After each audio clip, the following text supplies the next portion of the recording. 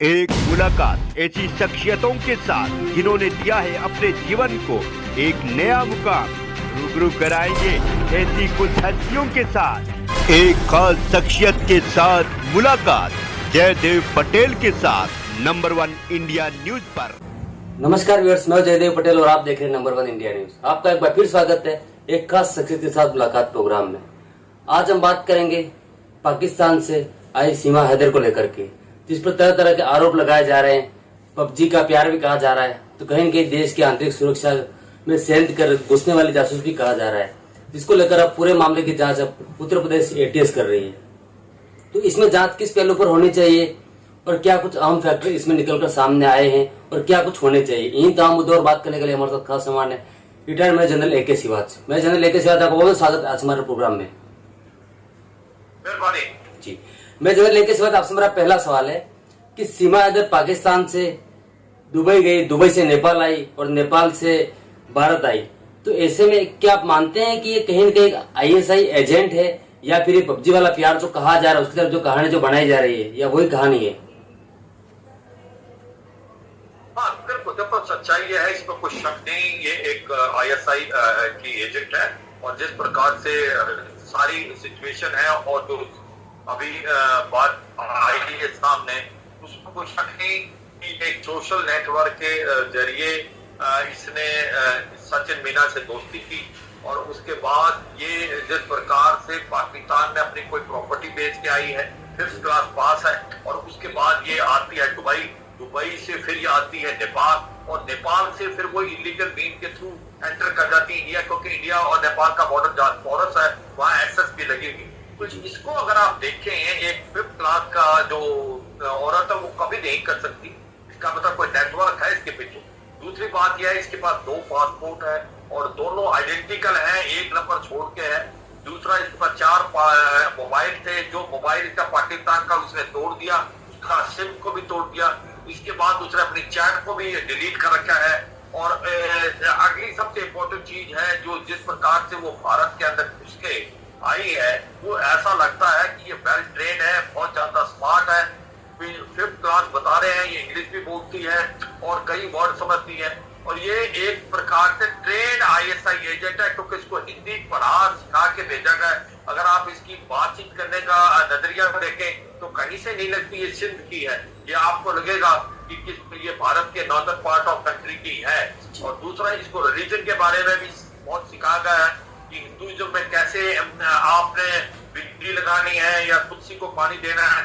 तो अगर आप ये पूरी चीजें देखें तो पूरा शक है कि ये, इसमें कोई शक और सवाल नहीं, ये एक पाकिस्तान की आईएसआई की एजेंट लगती है।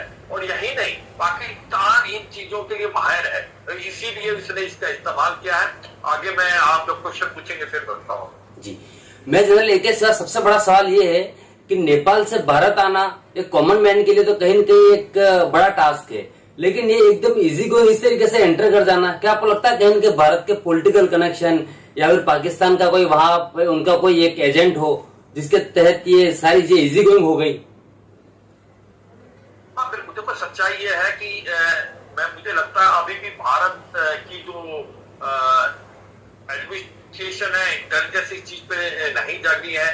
नेपाल एक हब सेंटर बढ़ गया है आईएसआई का, और नेपाल से भारत की तरफ फेक करेंसी भी आती है, ड्रग्स भी आते हैं और टेररिस्ट भी आ सकते हैं, क्योंकि ये बॉर्डर दूसरे बॉर्डर के निस्बत पोरस है। मैं अपने व्यूअर्स को बताना चाहूंगा, ये एक प्रिंसिपल है, 1 बॉर्डर 1 फोर्ट। पाकिस्तान बॉर्डर के साथ भारत की जो बीएसएफ लगी है, वहां पर प्रॉपर ढंग से जो आपकी फेंसिंग हो रखी है। इसी प्रकार से लाइन ऑफ एक्शन कंट्रोल और लाइन ऑफ कंट्रोल पे भारत की फौज है। जब बात आती है नेपाल और भूटान बॉर्डर में, उसमें एसएसबी लगी हुई है, मगर वहां फेंसिंग नहीं हो रही, तो इसलिए ये पोरस है, इसमें आना आसान है। एक तो आ सकते हो आप सड़क के थ्रू, जो आप बस में बैठ के अगर वो आए हैं तो आपको फैसिलिटेट करता है, आपका जो भी स्लीपर सेल ओवरग्राउंड वर्कर है उनको टास्क दी जाती है कि आप फिर यकीन करें कि आपके डॉक्यूमेंट क्लियर करा दें। और तो ये मानना पड़ेगा कि आज हब सेंटर बन गया है आईएसआई का नेपाल, और वहां से इलीगल मीन से आपके वेपन, अम्यूनिशन, ड्रग्स और ये टेररिस्ट खाना बनता जा रहा है। अब जो बात आती म्यांमार में तो वहां पर आसाम राइफल है, वो भी बॉर्डर इतना कंट्रोल नहीं, वो भी पोरस है, क्योंकि भारत और जो म्यांमार है उसके बीच के अंदर समझौता है 16 किलोमीटर दोनों तरफ वहां के लोग जा सकते हैं। और फिर है आपका बांग्लादेश बॉर्डर, उस पर भी बीएसएफ और वहां भी फेंसिंग। तो सच्चाई है कि ये जो नेपाल से भारत आना बृहस्पति दूसरे बॉर्डर के आसान है, और इसीलिए ये एक हाईवे बन गया है इलीगल मीन्स का, और इसको हमें ध्यान देना पड़ेगा। और जो बात आती है इसकी सीमा हैदर की, तो ये सारी सिचुएशन ऐसी नजर आ रही है कि ये एक वेल ट्रेन जो जासूस है, और ये अकेली नहीं है, ये एक नेटवर्क का हिस्सा है। इसका कौन इसका हैंडलर है पाकिस्तान में, उसका पता लगाना बड़ा जरूरी है। कौन स्लीपर 7 और ओवरग्राउंड वर्कर है जो कि इसकी मदद करे, उसका पता लगाना जरूरी है। तो ये अभी जो एटीएस यूपी है वो इसकी इंट्रोगेशन कर रही है, 2 दिन इंट्रोगेशन हुई है, 8 घंटे 10 घंटे, पर ये इवेसिव है, मतलब कि जवाब नहीं दे रही थी। और इसके अंदर कोड वर्ड भी मिले, फूफी और फल, जिसका अभी एक प्रकार से इंट्रोगेशन के अंदर उसका पता लगाया जा रहा है कि उनका क्या मतलब है। मकसद ये है कि ये सच्चाई है कि ये एक सोची समझी साजिश के थ्रू आईएसआई ने इसको भेजा था।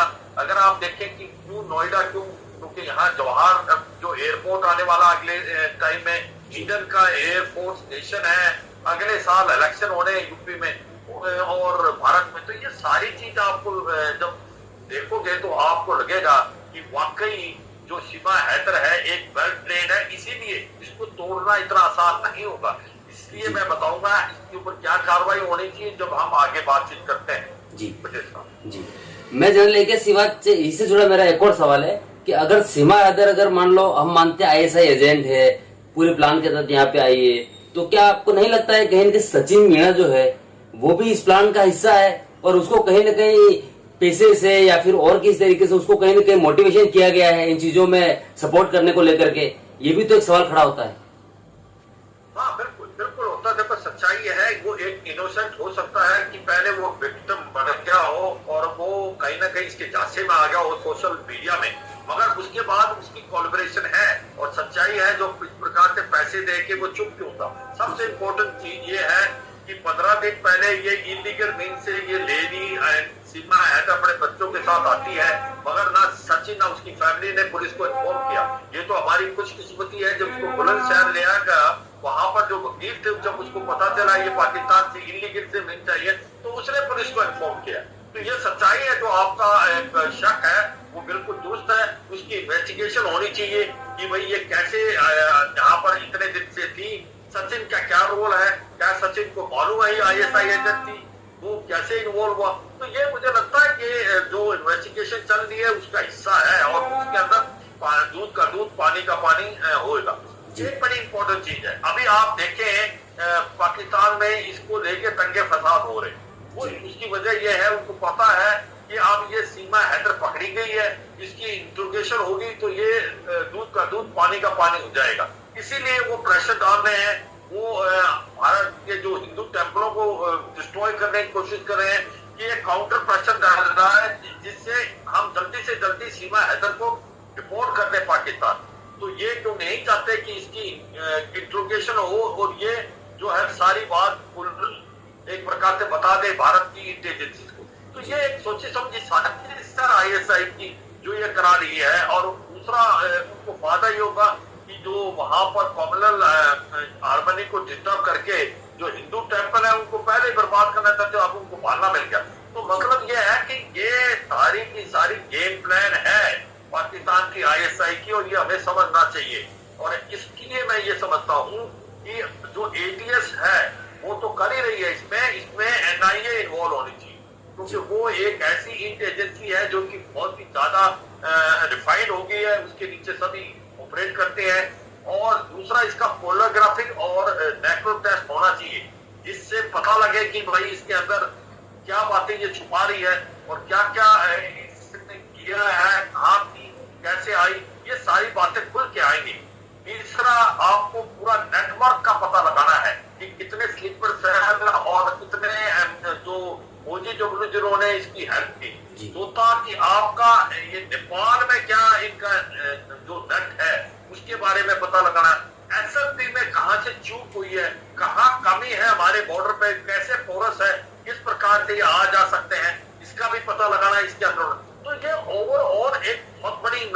इन्वेस्टिगेशन और इंट्रोगेशन होनी चाहिए और जिससे हमें पता लगना चाहिए। और इसको मतलब कि भेजने का तो कोई मतलब ही नहीं है, ये एक प्रकार इलीगल मीन से आई है, ये एजेंट है, इसकी इन्वेस्टिगेशन करके और लाकर पिक्चर हमें पता लगानी चाहिए। और ये भी मैं अपने व्यूअर्स को बताना चाहूंगा कि देखो ऐसा ही नहीं, ये जो रोहिंग्या है 10 से 12 लाख जो कि बांग्लादेश में है, जो कॉक्स बाजार में, जिसको बांग्लादेश अंदर नहीं जाने दे रहा अपने देश के अंदर, और वो वापस तो म्यांमार में जा नहीं सकते, उनको भी मालूम है, तो वो भी बहुत कोशिश कर रहे हैं इंडो बांग्लादेश के बॉर्डर से भारत में घुसने की, और कुछ एक आ भी चुके हैं। ये हमें पता रहना चाहिए, इसलिए हमें वहां भी चौकन्ना रहना है, क्योंकि धीरे धीरे ये जो इंफिल्ट्रेशन और जो इलीगल माइग्रेशन है, ये भारत की सिक्योरिटी के लिए बहुत बड़ा खतरा है।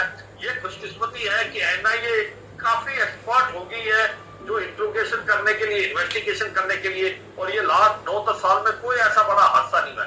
मगर ये डर अभी भी है कि ये इन्फिल्ट्रेशन जो है रोहिंग्या भी करेंगे कोशिश, क्योंकि वो चाहते हैं कि अगर भारत के अंदर घुस गए तो बड़ा आसान है।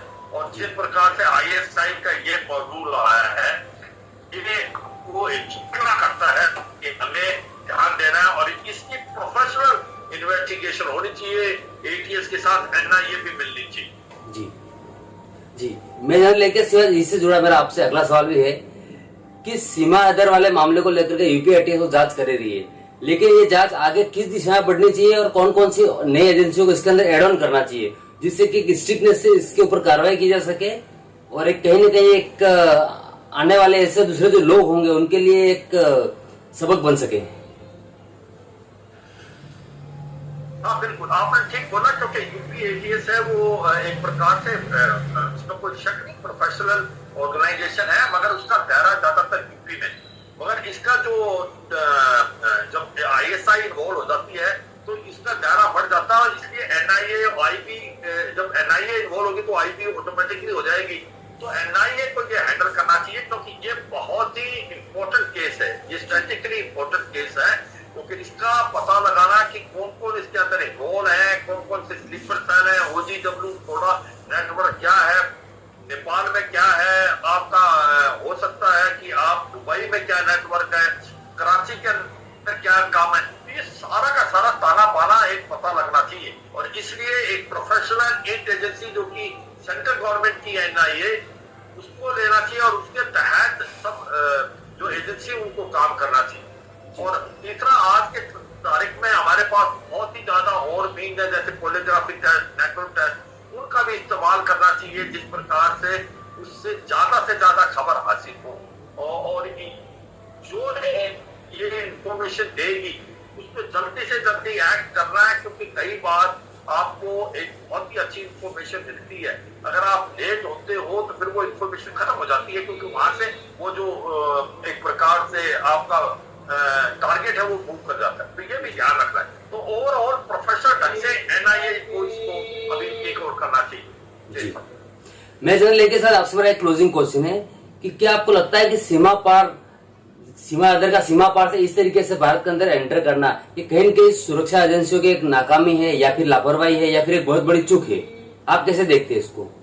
देखो ये एक चुनौती है ये, क्योंकि भारत और नेपाल के बीच के अंदर फेंसिंग नहीं है, ना भारत और भूटान के बीच में भी, तो यहाँ पर अभी भी ये बॉर्डर पोरस है और इसमें आ सकते हैं। इसलिए हमें ये जो एसएसपी है इसको यकीन करना है कि यहाँ पर इन्फिल्ट्रेशन ना हो पाए। यहाँ पर अगर हमें उनकी और यूनिट रेज करें तो उनको और करें, मगर ये प्रकार से हमारे लिए खतरा है। अगर नेपाल के थ्रू फेक करेंसी, ड्रग्स और इलीगल मीन से इन्फिल्ट्रेशन होगी टेररिस्ट की, तो फिर बहुत मुश्किल हो जाएगा देश की सुरक्षा के लिए। तो ये एक चैलेंज है, और ये चैलेंज भूटान और नेपाल बॉर्डर पे ही नहीं, ये कि हमारा बांग्लादेश के साथ जो बॉर्डर है उसके साथ भी बहुत चैलेंज, म्यांमार के साथ चैलेंज है, और एलएसी और एलओसी भी मैं ये कहूंगा कि हमारा काउंटर इन्फिल्ट्रेशन ग्रिड बहुत पुख्ता है। इसी प्रकार जो बीएसएफ है पाकिस्तान के बॉर्डर पर आईबी पे, जो कि पंजाब से लेके आपका जेएनके तक है, उसमें भी बहुत अच्छा है। मगर कुछ एक इलाके अभी भी हमारे कमजोर है, स्पेशली नेपाल और भूटान और बांग्लादेश। इसको और टाइट करने की जरूरत है, इसमें कोई शक नहीं, क्योंकि आने वाले समय में आईएसआई पूरी कोशिश करेगी कि कम्युनल राइट्स कराना, यहाँ पर टेररिज्म बढ़ाना, इलीगल मीन से ड्रग्स भेजना, आपकी फेक करेंसी बनना, तो ये हमारे लिए बहुत बड़ा चैलेंज और हमें इसका बहुत ध्यान देना है। जी, मैं जानने के साथ आपने हमारे लिए समय निकाला, उसके लिए आपको बहुत बहुत धन्यवाद।